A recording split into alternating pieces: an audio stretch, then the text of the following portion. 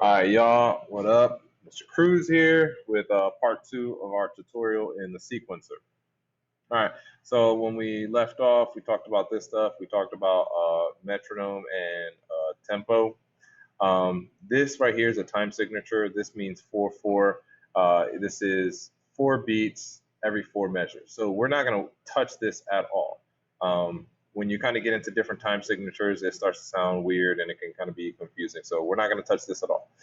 This is our metronome. So notice when I hover over it, the option that shows up, that pops up, says disable metronome. We want to disable the metronome when we're not recording. We want to leave it on when we are recording, because when we're recording, it's when we need something to tap along to that'll keep us on beat. So for example, if I go ahead and press play, I'm going to mute these here, and I'm going to press play, and then you'll hear the metronome.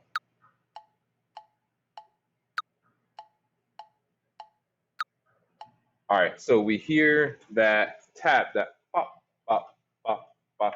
That's so that when we're recording something, it keeps us on beat and it keeps us on tempo, essentially, because we don't want to be off beat. All right, we ain't like that. Hold on a second while I plug my headphones in here.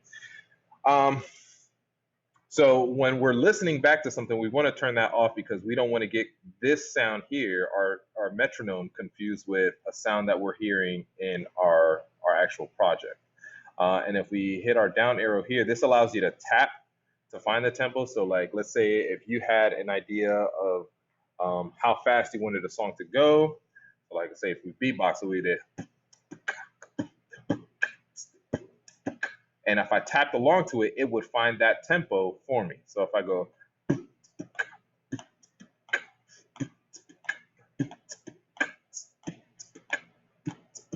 and you'll see that the tempo jumps around between certain numbers. So I saw that it went as high as like 92, and it's around 86 when I stop.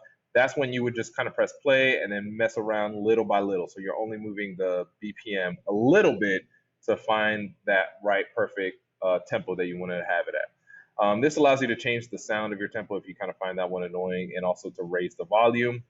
Here, down here, we see count in duration. So what this means is when you hit record, you're not automatically going to start recording. Oh wait, let's we're going to cancel that because we don't want to change. I don't want to change my tempo just yet. This when I hit the record button, it's going to count a certain amount of bars before it actually starts recording. So let me hit mute here, and I'll show you an example. So right now it's set to 1 bar. I'm going to hit off so you can see what it does when I hit off.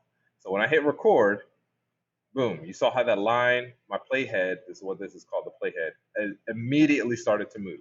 All right. Now, I'm going to undo that. If I hit it to 1 bar, check out what's going to happen. All right, let me close this. Boom. All right. So if you saw, the playhead came from over here, from like way behind. It says here that I put it to 1 bar. So that means I'm going to count 1 bar before my actual recording begins. So that means I would count 1, 2, 3, 4. And then when I say 4 on that 4th one, that's when it will start recording. And you'll hear the metronome kind of counting along as well, because we usually want to have that on. And then you also have the option to have 2 bars. I'm going to raise my metronome just a little bit. I feel like it's too low. You also have the option for 2 bar if you kind of need that a lot of time beforehand to kind of prepare for that. Let me close this here. All right, so this is our volume. This is what's called the master volume. Typically, when we're making music, we don't want to touch this.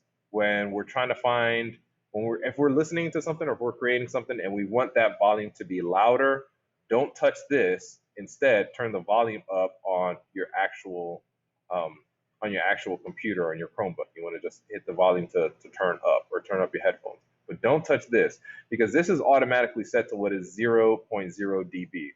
dB stands for decibels. That is what's called the ceiling.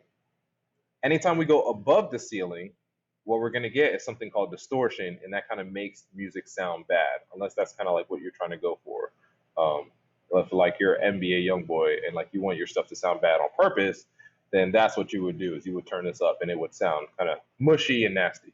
But we're not trying to go for that. We're better than that.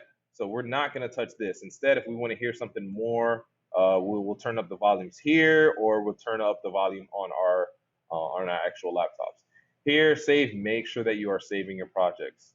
Goodness, it frustrates so many people when they're working on something for an hour or so, and then they forgot to hit save when they closed it out, and then all of that work has gone out the window.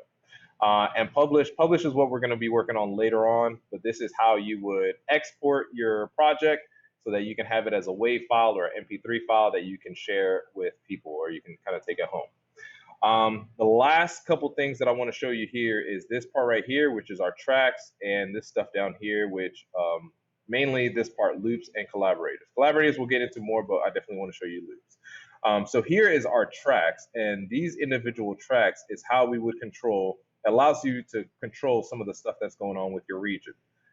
So you have, as we showed you earlier, the M and the S, that's mute. So I'll click that, or I'll highlight that if I want the mute to mute this area right here. And then I have solo. That's if I only want to hear this track, whichever track I have selected. You can solo multiple tracks, and you can mute multiple tracks as well. So just keep that in mind. Like if you kind of only want to hear the drums, then you would mute all of your other instruments, or you would solo only the drums. This right here is our pan knob. The L and the R stands for left and the right. So this is if you're listening on a pair of headphones, if you pan it all the way to the left, right? Let's see what happens. Right, I'm hearing this instrument or this region more in my left ear than I am in my right ear. Then if I do the opposite happens. You know? This is kind of when we get more into mixing, because if you imagine a drum set in front of you, you have cymbals and hi-hats to the left, and you might have toms and other stuff to the right.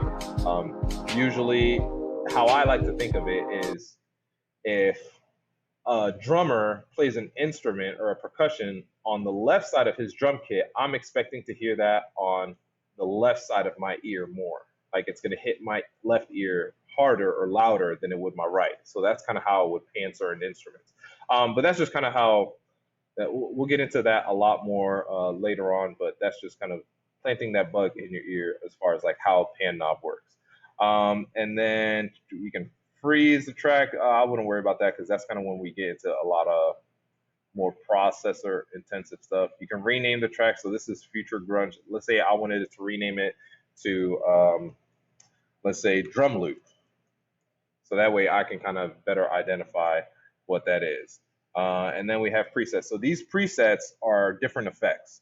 So you can highlight one of these different effects and it'll automatically add a bunch of different effects to that you can kind of cycle through and see if you like or not. This allows you to move it up or down, but I believe if you click and drag and hold it, you can move your tracks up and down, so I don't really use that. Import from disk is something that we're going to be getting into when I provide you with drum loops or drum sounds that you can import so that you don't have to use the loops that are here in case you find something else that you like. Export track as WAV. We're not going to be messing with that because we're going to be publishing all of our tracks together, not just each individual track. And then you can duplicate and delete track. A duplicate track means that, bam, everything that was on here is now on here. So if you had an effect on here, so let's say I added a preset of echo doubler. Bam, so now I added a bunch of different effects here. When I go to, let's delete this one. When I go to duplicate, bam, I see that it says effects echo doubler. So all of the stuff, every single thing that happened here is going to change it here. Notice that it even changed the volume. The volume knob, the pan knob, well, I didn't move the pan, but if I had moved the pan knob, that would also take a place. It literally makes a copy of the track that you had before. All right. So that does it for this. In my next video, we will be talking about how to go about and find loops and how to drag and how to use those loops and those audio files when you drag them into a project. All right. Mr. Cruz, out.